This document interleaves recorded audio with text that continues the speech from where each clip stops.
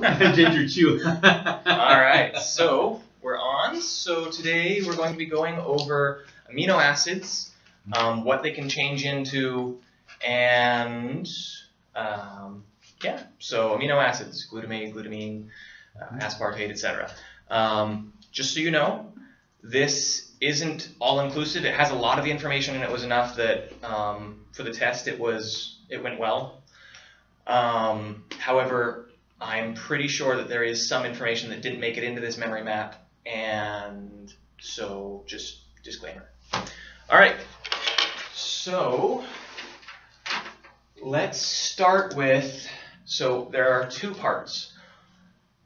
Let's start with actually the part that is put together better in my head, and I think is better organized for sharing. So we're going to start with amino acids becoming special products, okay? And that one is going to be organized like so. There is those that use glycine, and there are going to be 4 of those. So the first one, I personally have a picture of a dude in a suit, and we're just going to pretend that that looks like an awesome guy in a suit, okay? Okay. So,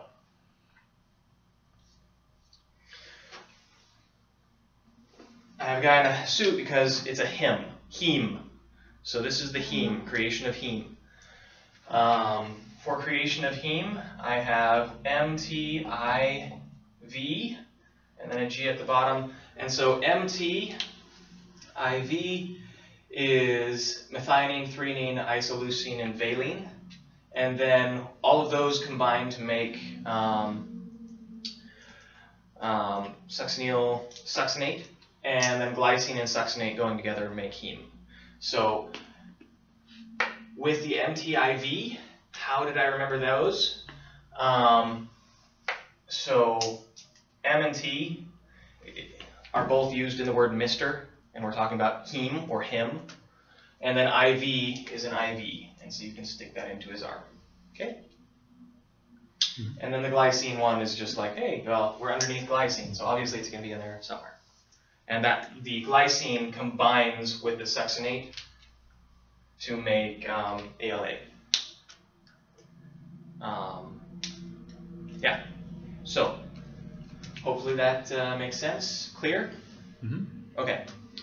I also, once you say MTIV enough times, it just kind of rolls off the tongue, and that also helps me. So next we have a picture of a glider with a donkey on it with a ton of glue. So those are the 3 things that make it. Yes. Okay. So we have a picture of a glider, and there's the little hang bars coming out from underneath, and there's a donkey just cruising on this glider. And that, I promise, is a donkey, okay? It's a beautiful donkey. And on this donkey, there is a freaking ton of glue. He is carrying this huge glue packet that is just slumped over him. All right, and this represents the purine synthesis. That is 4 purines, should be. Anyway, however you draw purine loops, they look perfect in my head. All right. So purine, to make purines, you're going to be using glycine, the glider, and the glider is going to be coming back a lot because almost every time I'm thinking of glycine, I use the glider. So if I see a glider in my head, I'm like, oh, hey, that's glycine. It's really easy to remember because I've reused glider so many times, and you're going to too.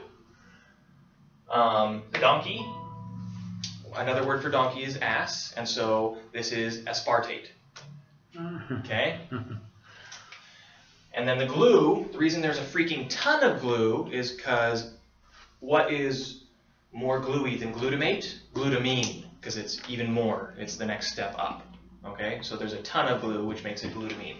So I'll go ahead and put, well, if I write it, then you're going to try and memorize the letters, and that will make too many things. So, Glutamine. yeah, anyway, I'll put a G on here so that it's Glutamine. In my head, at least, if I had the letters off to the side, it would jack it up. Alright, and then this guy is aspartate, and then this is glycine. Alright, and these are periods, so... Okay, so that's glutamine? Glutamine, yes. Okay. And tell yourself that there's a ton of glue instead of just a little bit of glue, because it's the next step up from glutamate. Okay. Because glutamate's the one that only has one amino group, and then when you put another amino group on, it makes glutamine. Okay? Mm-hmm. And so that, if you only have a small amount of glue, then it's going to be glutamate. But this one has a frickin' ton of glue just burying this donkey. Alright. Moving on from there, we have creatine. Alright, creatine was kind of a fun one. So, above creatine, I have two pictures. There's this one right here, which is a filet mignon, which is meat. And someone broke a fork. What is one part of the fork called? It's called a tine, in case you aren't familiar with what each of the little pokey things on the fork is. They're tines. And so creatine, that just helps me remember it. And the reason meat is because it has to do with building muscle, and that works for me. So this is like a little secondary picture. If it works for you, great. If it doesn't, that's fine, because we got the important one up here. That was because I was having trouble remembering creatine, and so I needed a picture just for the word creatine. If you like creatine, then feel free to bypass my filet mignon, but I cooked it beautifully, so. All right. We now have up here, oh, these pictures. I'm going to draw his sword first. It's a pirate. Who can guess what amino acid this is going to be? It's a pirate. What do pirates say? No. Arginine. Arginine. Yeah, so we got a pirate, and he's like, yar! All right, so it's arginine, and we're underneath the glycine, which gives you the other one for free. So it's a pirate on a glider. Okay, and so he's standing on this glider, or you can have him like paragliding down with a sword. That's fun too, but I'm not going to try and draw that. So he's right here, extremely threatening, and now, so that's arginine and glycine. All right. And next, we have all right, we have glutathione, which I'll write down here at the bottom. And this marker is probably giving people watching the video fits. Oh my gosh. Sometimes you don't know how bad a marker is until you see a good marker. Glutathione. All right, bless whoever brought this marker. Glutathione, that one has a glider, which is super nice. And then for me, and when I get to the second part, when we get to just amino acids turning into other amino acids and doing all that other stuff, one of the things that I used to remember cysteine was a pool of tar. And so I just see in your mind, make this look more like tar. It's just like asphalt tar, you know, how you pour it out and it would look kind of, yeah. And so that's some tar just poured on top of here. And the reason cysteine and tar go together in my head is one of the things cysteine makes is taurine, which is in Alzheimer's. Okay? Mm-hmm. So taurine plaque, if you're familiar with it. And so remembering that cysteine and tar go together is helpful, and it'll come up in the other one as well. And then once you make this association, I know that this one's like, okay, but once you make this association that cysteine always looks like tar, or what, you can change it if you want, but I like tar. Then whenever you see a spot of tar, it's like really easy from now on to just stick a picture of tar into something and it'll always mean cysteine. So building up the associations, like a glider now means glycine, makes so that you can put amino acids into picture form and really easily just have a picture that's like, here's the recipe for whatever we're talking about. Anyway, lysine, and then we have a little bit of glue, okay? And so we've got a little bit of glue, which is white on top. It's just this, and I can use the blue marker since I did last time to just give it kind of that outline. So we have glutamate, cysteine, and glycine making glutathione. And so I'll write that glutamate, cysteine, don't spell like I do, all right, and glycine. All right, and these are the 4 glycine containing functional, special products, amino acids. So moving forward. Okay, so glutamate, cysteine, and glycine make glutathione. Yes, and glutathione, if you remember, we learned glutathione is an antioxidant. It's one of the things that comes from, if you remember the pentose phosphate pathway, which makes NADPH. NADPH goes and makes so that glutathione can do its thing to pick up free radicals. And we went over that in biochem a bit. It was kind of a side topic at the end. So that's what glutathione is. It's an antioxidant, and it's really useful to have. So, can you go over what's the tar thing again? Oh, taurine. So taurine, spelled something like that, pretty sure. I used to be good at spelling, believe it or not. All right. Taurine is the plaque that builds up in Alzheimer's in your brain. And if you get too much of it, then you start having symptoms. And so cysteine is one of the constituents of taurine. So it helps build up taurine. And taurine probably has a function that it's supposed to. I don't know Alzheimer's well enough to tell you exactly how so that you're works, putting it there so you can associate tar with cysteine. Yes. Exactly. Since cysteine makes taurine, seeing tar makes me think of cysteine. Gotcha. All right. Anything else? Good? Yeah, I think that's... And then the arginine and the glycine make the creatinine. Yes. Creatine. Yep. Okay. Oh, and yeah, that's right. Arginine and glycine. Yep, and this is my favorite one because there's 2. Double check all of these recipes just to make sure because I was fried this day. But it got me an A on the test, so. Anyway. Better than what we did. Sorry. We passed, but... Good. Yeah. So, next we have what I call lovingly the Schmidt category, because these are the ones that Schmidt talked about to us before we had to learn them in biochem, and I was so grateful. So I'm just gonna write Schmidt. Schmidt. All right. So the Schmidt ones, there is the tyrosine becoming epi and norepi, and so for tyrosine, I had a rope that went into a noose because that's the first thing that came into my mind. So you're tying a knot, and then if it's a noose, it's going to have that kind of a thing at the bottom there. And anyway, so just tie a knot. You can have a shoelace if you want to be less morbid.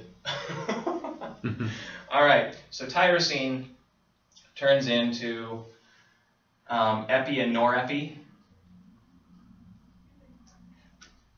And for those ones, I was pretty good.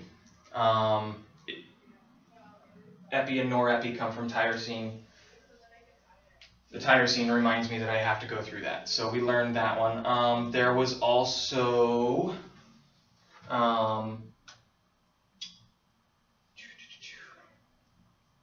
dopamine. Yes. All right. And dopamine is also in there. So all 3 of those come from tyrosine. They're in the same pathway. I'm not going to hit the pathway. I don't think that she hit the pathway, but it's something to know. Tyrosine leads to those. The pathway will probably eventually be important to us, so if you have any interest, you can look that up. So And you can have a dope hanging here if you want, or a dope tying his shoelace. So, next in the Schmidt category, there was glutamate to GABA. Okay? So for glutamate, we've got a freebie here. Glutamate. And then, I don't know how much you guys like old weird music, but how many of you are familiar with ABBA? Yeah, right. Well, you can play yourself an ABBA song right here, or you can see a band, or you can just remember that Taylor's weird and put a picture of me with headphones on. Whichever of those works for you, or maybe, you know, your dad or something like that. And GABA. Oh, GABA, ABBA. Gotcha. Yeah, GABA, ABBA. That's where we're going with this. Okay, so glutamate to GABA. All right. There was. Okay, I know that there was one more. I can't pull it up right now, so I'm just letting you know. Like I said, this one was one of the ones that was the way that it was. So moving on. Now we have the remaining category, and I just called these the last three because I was so glad class was done. So we have, actually my favorite one out of all of these is Arginine, because it's just so much fun. So we have the pirate again. I'll draw his sword, and Arginine goes by itself. This is beautiful. Arginine can become polyamine. And so if you guys remember, there was a toy, maybe there still is, called Polly Pocket. Yeah? No? Okay. Yeah, it had, wasn't it a toy that had like different... Yeah, it was like a super miniature dollhouse, basically. Yeah, and yeah. it had a little, little Polly girl. Yeah, and her name was Polly, and I supposedly fit in your pocket. So, okay. So had a little picture of a doll, a girl doll, and she's so small that when she holds out DNA, and I'm going to explain this, it fits in her hand. She is, you know, Polly Pocket's small, so she has DNA. Anyway, Polly Pocket. Poly is to remind you of polyamines. The DNA is to remind you that polyamines can interact with DNA. Okay? So you got a Polly Pocket going like this. And that is just made from arginine. And then we have over here a snake. All right?